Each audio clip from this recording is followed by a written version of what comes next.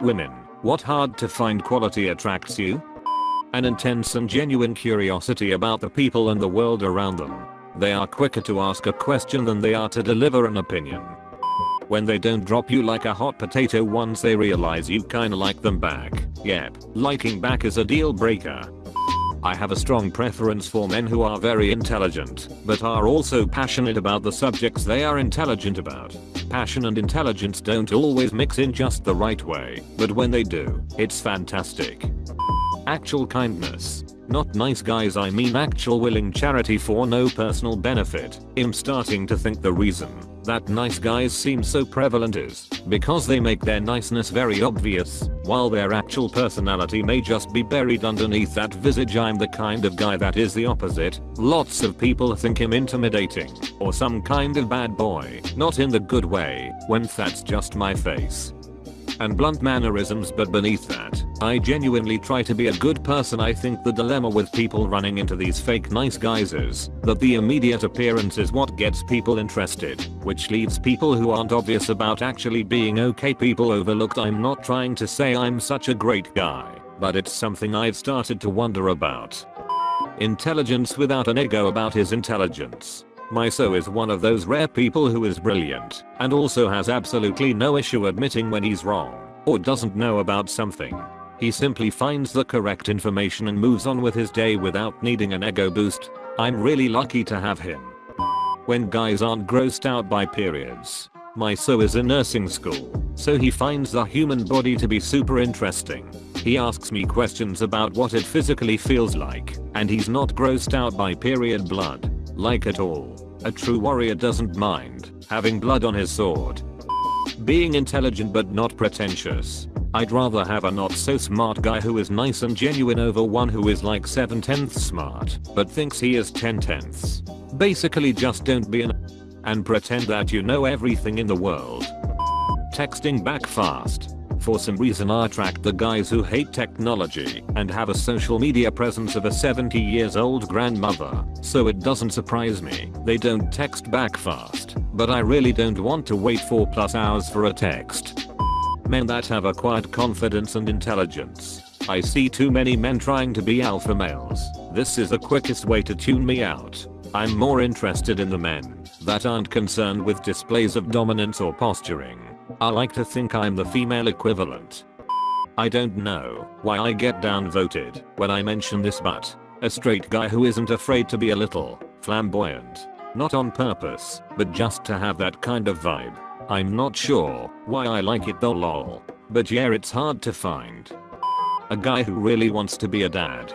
I don't know if this is necessarily hard to find, but I think it's something guys don't advertise. By the way, I love the username.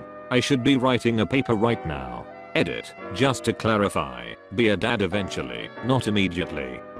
Strangely enough, someone who actually thinks and is honest to me. Most people, at least in my generation, either jump aboard a wagon train of opinions or will turn everything into a joke. It's nice to run into someone once in a while who actually thinks over things and gives me their honest feedback and opinions. In a world of fakes, someone genuine really is nice. Guys who are a bit goofy, but not in the wow, I'm being so unique and random way. There was a guy I had a massive crush on throughout high school who marched to the beat of his own drum. He was a lot of fun to be around because he was comfortable with just being himself, which also meant being a bit silly. I've dated a few guys who act silly sometimes, but they're either too self-conscious about it, so they immediately act embarrassed, or they thought it made them edgy. Definitely not the same. I love feminine guys so much, but for some reason I always run into manly men. Not that there's a problem with that, it's just not my type. I love a guy who will play dress up with me and act girly. Major turn on for me. This has also led me to accidentally hitting on a lot of gay men over the years. Oh well. Being capable, handy. It seems like a rapidly declining art. The ability to fix little things around a house. Change his own tire instead of calling AAA. There's something hot about a guy you just know could build a tree house in the backyard. For the record, I'm pretty handy. This is no damsel fantasy. Fun to be around but also motivated. That was a hard one to find. Lots of fun losers who I could go to punk shows with, smoke grass with, drink with, go on road trips with, but completely lacking any motivation. I wasn't asking for anything I wasn't willing to do because I was going to college and graduated. The flip side is finding someone motivated, but they are so boring. They are so safe and mild. They don't want to get in the pit. They don't want to go out. They sip beers all night. So boring.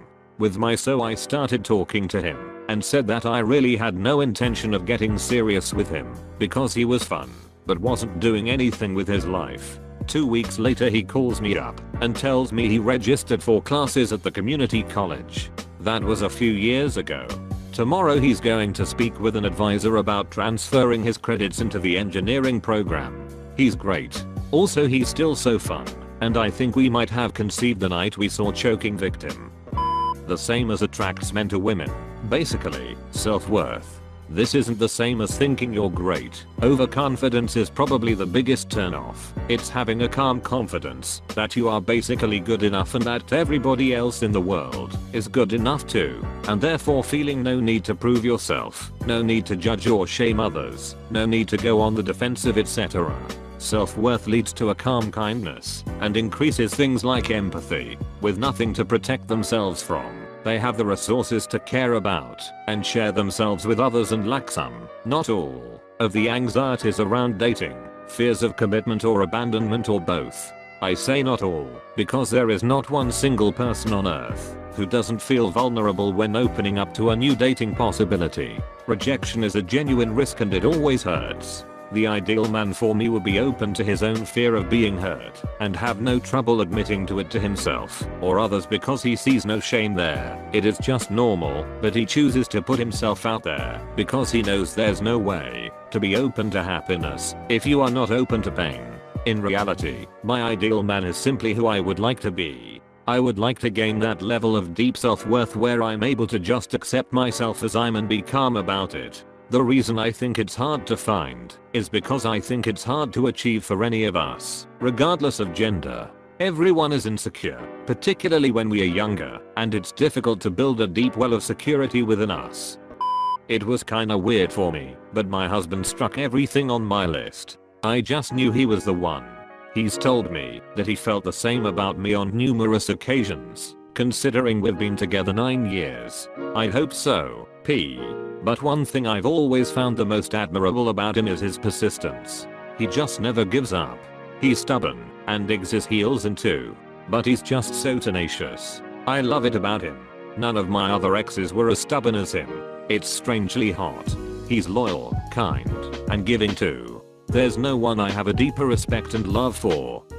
My GF just told me that the one quality she loves most about me is my altruistic nature. I really like helping others, and talk about happy coincidences. She just called me as I'm writing this to thank me for trying to help cheer her up after a rough bout with depression today. She's been struggling for quite some time, but in the last few months I've noticed a significant improvement in her mood and mental well-being. Anyone who's dealt with depression and anxiety knows how much it means to have a partner who's understanding and patient. She said she read in an article that altruism is the #1 trait that women find attractive in a man.